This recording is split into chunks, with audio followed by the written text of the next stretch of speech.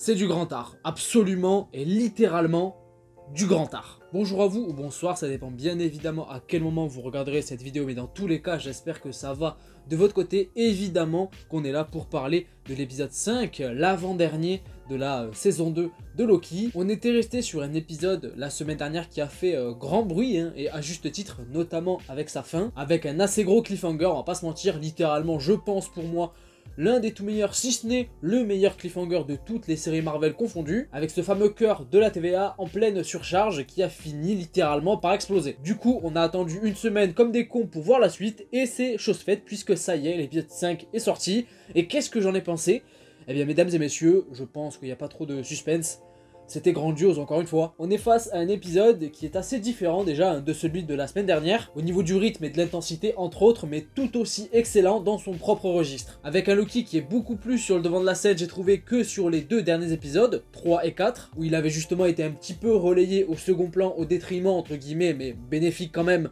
de Victor Timely, Ravonna Renslayer et un petit peu Miss Minute. Mais là on est clairement face à toute la maîtrise du personnage, j'ai trouvé, et qui apporte une véritable évolution et un développement assez conséquent et absolument fantastique. Là franchement, Loki, après cet épisode, je pense qu'on peut pas faire plus en termes d'impact et surtout d'importance avec lui. Tom Hiddleston est vraiment un trésor monumental, il faut vraiment pas le toucher lui. Loki, c'est vraiment pour moi le plus gros point positif de cet épisode, que ce soit à travers la performance que Tom Hiddleston donne, également grâce à la manière dont on arrive à comprendre certaines choses grâce à lui, par rapport à ce qui lui arrive, ce qu'il sait, mais surtout par rapport à ce qu'il veut réellement. Puisque finalement, à cause de la destruction du cœur de la TVA, il se met à encore subir de l'errance temporelle et se remet à voyager entre le passé, le présent et le futur. Et ce qui était très kiffant avec cet épisode, c'est qu'on est indirectement mené au retraçage, je dirais, des origines de certains membres de la TVA, du moins les plus importants tels que nous on les connaît. On apprend par exemple que Kazay était un évadé d'Alcatraz dans les années 60, que B15 travaillait dans la médecine en 2012, l'année où d'ailleurs Loki a envahi la Terre. Je sais pas si c'est réellement fait exprès, mais on va croire que oui, pour le beau jeu. Que Mobius avait bien un lien avec les jet skis, puisqu'il travaille carrément dans un magasin qui vend des jet skis, et il est évidemment passionné par ça. Pour finir avec Obi, qui est d'ailleurs pour moi l'élément le plus intriguant finalement de cet épisode. C'est toujours autant un crack lui d'ailleurs, peu importe le moment, le passé, le présent, le futur, il est trop fort. Il est à la fois marrant, touchant et surtout très intelligent finalement, et presque même, j'ai envie de dire, indépendamment de lui-même. Franchement, je pense qu'on est clairement sur la meilleure addition de cette saison 2 et de très loin. Et en fait, à travers toute cette mini-aventure qu'a menée Loki, ce qui était très intéressant finalement, et ce qui a marché en tout cas pour moi, c'est que finalement, il s'est pas passé grand chose, il n'y a pas eu encore énormément d'action. De toute façon, dans la série, voilà, je pense que toutes les scènes d'action depuis, on va dire, 5 épisodes lors de cette saison 2 se comptent littéralement sur les doigts d'une seule main. C'est assez dingue, mais pourtant, on arrive à ressentir de la tension et à comprendre, et surtout, on va dire, être attiré par les enjeux de cette saison 2, surtout grâce, on va dire, à tout le travail scénaristique et, on va dire, de toute la substance au niveau de l'écriture que comporte cette série, qui est assez folle. Que ce soit le rapport entre les personnages, qui est très touchant parfois, comme par exemple la relation Loki et Mobius, que moi j'adore, mais également toute la nuance qu'apporte le personnage de Sylvie, par exemple, dans cette saison 2, qui n'est pas nécessairement très importante, du moins pas autant que la première saison, mais qui apporte une certaine touche, je trouve, un petit peu plus profonde, où à chaque fois qu'elle va parler, ou à chaque fois qu'elle va être dans une scène, eh bien c'est pour soutirer quelque chose d'assez pointu et profond, justement, par rapport au personnage qui est en face d'elle, et c'est une nouvelle fois le cas avec Loki dans cet épisode. Il y a également tout l'enjeu autour de la TVA et le concept qu'elle amène avec tout ce délire temporel, à travers des concepts mais aussi de la technologie, qui arrive justement à nous tenir en haleine encore plus en profondeur, je trouve. Et tous ces points sont présents dans l'épisode 5, clairement saupoudrés évidemment de tout aussi les points positifs qu'a la série depuis le début, non seulement visuellement, en tout cas sur la forme, que ce soit grâce à la mise en scène, grâce aux effets spéciaux, la photographie, mais la musique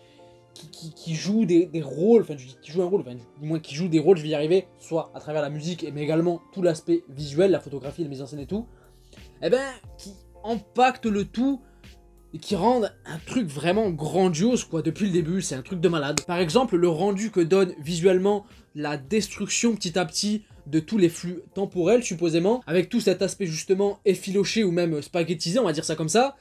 c'est juste absolument magnifique. Et d'ailleurs, j'ai un petit peu l'impression, je sais pas si c'est voulu ou si c'est un lien ou quoi que ce soit, mais que ça ressemble un petit peu au procédé lorsque, on va dire, les univers subissent des incursions entre eux et du coup sont détruits, comme vous pouvez le voir justement dans Doctor Strange The Multiverse of Madness. Je sais pas si c'est réellement, on va dire, voulu ou s'il y a un lien, comme j'ai déjà dit, mais en tout cas, ça y ressemble un petit peu, même si c'est quand même pas du tout le même rapport, on va pas se mentir. Et puis surtout, ce qui marche aussi très bien pour rester sur l'aspect visuel, c'est que la mise en scène utilise très bien justement cet aspect visuel là sur de nombreuses scènes dans cet épisode et qui rend le truc assez dystopique et même bizarre à regarder, mais au moins ça a une propre identité. Comment ne pas revenir sur le personnage de Loki, sincèrement, et que dire justement du développement de personnage qu'il subit, on va dire positivement, hein, justement dans le bon sens du terme,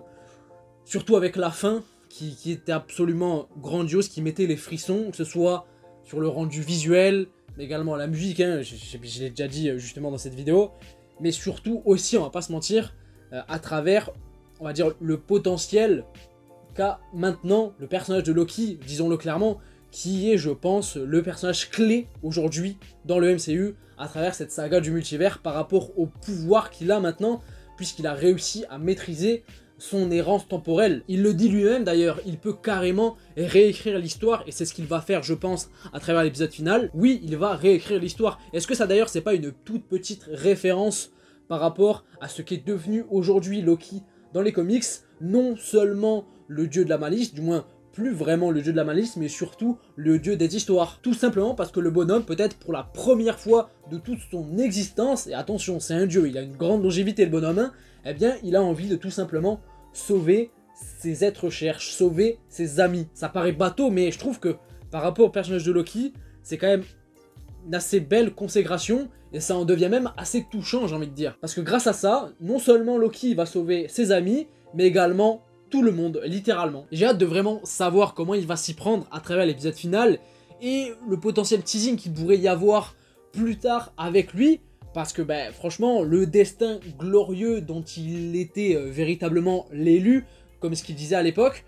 franchement, il en a le potentiel aujourd'hui, et j'ai vraiment hâte de savoir comment ça va se résoudre, se terminer, et par la suite, ce qui va y arriver. Franchement, je trouve que cet épisode-là, il n'est pas meilleur que l'épisode de la semaine dernière, ou même que certains épisodes de la saison 2 qui sont sortis ces dernières semaines, mais je trouve que il rentre dans un engrenage qui rend le tout parfait, du moins presque parfait, puisqu'il n'en reste qu'un seul, et on espère que le tout sera parfait, maîtrisé de bout en bout, mais franchement, je pense que ça sent vraiment très très bon. On est sur le point de vivre une dinguerie, hein, je pense réellement, avec cette saison 2 de Loki, et sur le final, espérons que ce soit quand même à la hauteur, mais cet épisode 5, c'est pratiquement l'apogée en fait de la tension, des enjeux de cette saison 2, mais également tout ce que ça pouvait apporter de mieux en fait à travers l'histoire, ce que ça raconte et les personnages que ça développe depuis la première saison. On sent qu'il y a une véritable cohérence et une osmose, j'avais déjà dit je crois la semaine dernière, à travers cette saison 2 de Loki par rapport à la première, et c'est tellement bénéfique non seulement pour la série déjà, pour les personnages et tout, mais également pour le MCU, puisque là en fait on parle d'une série Loki qui parle de TVA et de multivers, c'est pas une série qui parle d'un autre sujet. Là on est vraiment sur le cœur du MCU aujourd'hui, la saga du multivers, et c'est tellement bon de voir et d'être face à un programme qui parle du cœur du MCU aujourd'hui et qui maîtrise tellement bien son sujet. Et ce qui est d'autant plus positif avec cet épisode, en tout cas pour moi, c'est qu'il donne à la fois pas mal de réponses en fait sur certaines questions qu'on se posait depuis le début de la série, mais également, il peut supposément en poser quelques-unes d'autres par rapport, on va dire, à l'enjeu, à la suite, à l'origine même de certaines choses, hein, par exemple la TVA, le lien avec Ouroboros. Honnêtement, j'ai presque l'impression que Ouroboros, il est peut-être plus important que ça au sein même de l'origine de la TVA, honnêtement. Enfin, voilà, toute une sorte de questions de ce genre qui suscite, on va dire, réflexion, mais surtout, enfin bref, c'est un vrai plaisir. Je pense que j'ai tout dit, en tout cas la plupart de mon avis, voilà, je l'ai condensé dans tous les propos que j'ai tenus dans cet épisode. Il est temps, enfin dans cette vidéo, pardon, il est temps que je la termine, elle est un petit peu longue et j'ai fait le tour à peu près, j'ai kiffé cet épisode, vraiment de bout en bout. On est presque sur un home run, il ne reste qu'un seul épisode. On va attendre encore une semaine, puisque d'ailleurs, hein, le teasing, on va dire, de fin, on va dire le cliffhanger de fin de cet épisode, il est quand même assez conséquent également, puisqu'on a tout simplement Loki qui maîtrise sa nouvelle capacité débloquée de l'errance temporelle. Il arrive à revenir pile au moment, je pense, où ça allait être la catastrophe, on va dire, dans l'épisode précédent, au moment où le cœur de la TVA a explosé, où il fallait justement envoyer le fameux multiplicateur pour que tout redevienne, on va dire, sûr à peu près, et que ce cœur arrive à maîtriser toutes les, on va dire, tous les flux temporels, enfin bref, t'as capté. On est laissé sur ça, j'ai hâte d'être à la semaine prochaine, comme ces 2, 3, 4, 5 dernières semaines, grâce à la saison 2 de Loki. Franchement, merci, j'espère que ça va bien se terminer, mais je pense qu'il y a de grandes chances. Merci à vous, n'hésitez pas de votre côté à me dire en commentaire tout ce que vous avez pensé, vous, de cet épisode, en long, en large, en travers, les points positifs que vous avez appréciés, les points négatifs également, si vous en avez. Moi, honnêtement, j'ai kiffé de bout en bout, je suis peut-être pas très objectif, mais franchement, voilà, j'ai rien à redire de négatif par rapport à cet épisode, c'était vraiment un bonheur de la première seconde jusqu'à la dernière. Et n'hésitez pas du coup à me faire part, vous, de votre avis, que ce soit en bien, en mal, mais assez constructif, nuancé, enfin bref. Partagez-moi tout ça, si vous avez juste envie de me dire bonjour en commentaire, eh ben vous avez le droit également. Donc partagez-moi tout ça, n'hésitez pas aussi à mettre un petit pouce bleu à la vidéo si elle vous a plu, je bégaye, il faut que je termine. Si elle vous a plu, mais c'est pas obligé, vous faites ce que vous voulez. À vous abonner également, c'est pas déjà fait, mais vous n'êtes pas obligé non plus. Le simple fait de regarder la vidéo et d'être resté jusqu'au là, supposément, c'est déjà énorme. Donc merci beaucoup à vous. Et moi, je vous dis à la prochaine, dans pas très longtemps. Je vous fais des bisous, prenez soin de vous et de vos proches. Ciao, ciao.